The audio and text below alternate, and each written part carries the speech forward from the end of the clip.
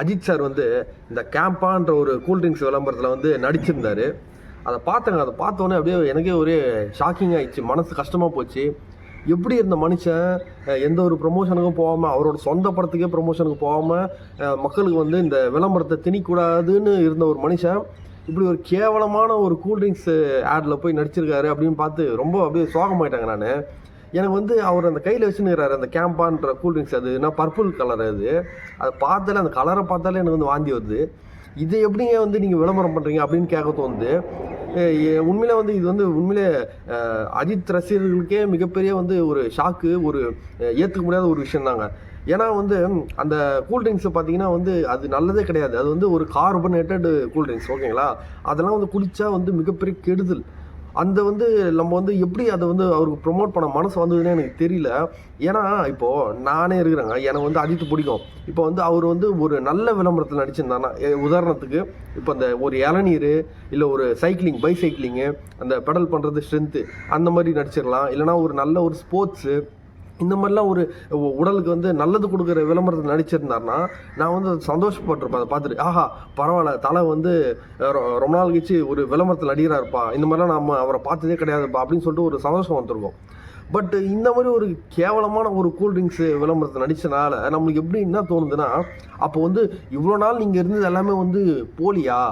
இப்போ வந்து அப்போது நீங்கள் வந்து ப்ரொமோட் பண்ணாமல் நீங்கள் இருந்தது ரசிகர்களை ஏமாத்துற ஒரு விஷயமா?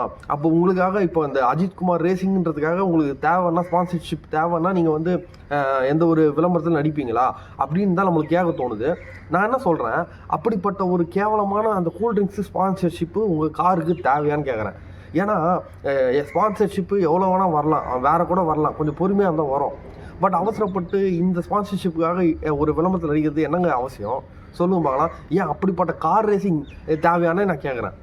புரியுதுங்களா? இப்போது உங்களோட ஃபேன்ஸு உங்களுக்கு வந்து பக்கபலமாக நீங்கள் நடிகராக இருந்த காலத்துலேருந்து இப்போ வரைக்குமே உங்களுக்கு பக்கபலமாக இருந்த ரசிகர்களை துன்புறுத்தி அவங்களுக்கு வந்து கெடுதலை வந்து ப்ரொமோட் பண்ணுற மாதிரி ஒரு விளம்பரம் இந்த ரேஸுக்காக நீங்கள் பண்ணுறீங்கன்னா அப்படிப்பட்ட ரேசிங் தேவையான்னு நான் கேட்குறேன்.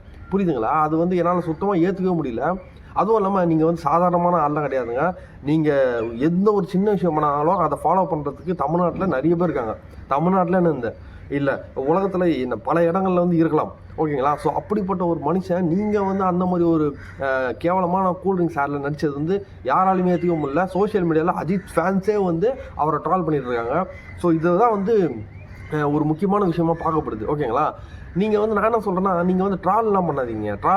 அவரை ட்ரால் பண்ணி நம்ம ஒன்றும் கேட்க போகிறதில்ல. ஏன்னா அவரோட இஷ்டம். அவர் வந்து அவரோட அஜித்குமார் ரேசிங்க்கு வந்து பிராண்ட் ஏதோ பண்ணிக்கிறாரு ப்ரொமோஷன், அதை விட்டுருங்க. நான் என்ன சொல்கிறேன்னா, ஒரு விஷயத்தை வந்து தெளிவாக புரிஞ்சுக்கோங்க. இவ்வளோ நாள் அஜித்தே கடவுளேன்னு கற்றுனீங்களே, இப்போ வந்து ஒரு விஷயம் தெளிவாக புரியுது. அஜித் கடவுள்லாம் கிடையாது, அவர் நார்மலான பர்சன் தான், ஓகேங்களா. அவர் ஒன்றும் ரஜினிகாந்த் மாதிரி கிரேட்டான பர்சன் இல்லைன்னு அவரே ப்ரூவ் பண்ணிட்டார். ஏன்னா ரஜினிகாந்த் அவர்கள், சூப்பர் ஸ்டார் ரஜினிகாந்த் அவர்கள் தான் எந்த ஒரு விளம்பரத்திலும் நடிக்க மாட்டார். ஏன்னா 1-2 அந்த காலத்தில் பண்ணியிருக்கலாம், பட் அது கூட நல்ல விஷயத்துக்காக தான் பண்ணியிருந்தார். இன்னொன்று வந்து அவர் வந்து விளம்பரத்தில் ப்ரொமோஷன் பண்ண மாட்டார் ரசிகர்களுக்கு, ஓகேங்களா. ப்ரொமோஷன் பண்ணி அதை வந்து ஊக்குவிக்க மாட்டார், இதை வந்து புஷ் பண்ண மாட்டார் ஒரு ப்ராடக்ட்டு. ஸோ அந்த மாதிரி ஒரு பர்சன் தான் வந்து ரஜினிகாந்த். தலையும் அப்படி தான் இருந்தார் ஆக்சுவலாக. பட் இந்த ஒரு விளம்பரத்தினாலே வந்து தலையோட இது வரைக்கும் அவர் சம்பாதிச்ச அந்த நல்ல பேர் வந்து மிகப்பெரிய அடி வாங்குதுன்ற மாதிரி தான் நம்மளுக்கு வந்து தோணுது. ஸோ இது வந்து பண்ணியே இருக்க வேணாம் கேட்டால். தேவையில்லாமல் அவரே வந்து அவரோட ஒரு பிளாக் மார்க் மாதிரி லைஃப்பில் பிளாக் மார்க் மாதிரி ஆகிடுச்சு அப்படின்னு தான் நான் சொல்கிறேன். கிறிஸ்டியானோ ரொனால்டோ தெரியுங்களா?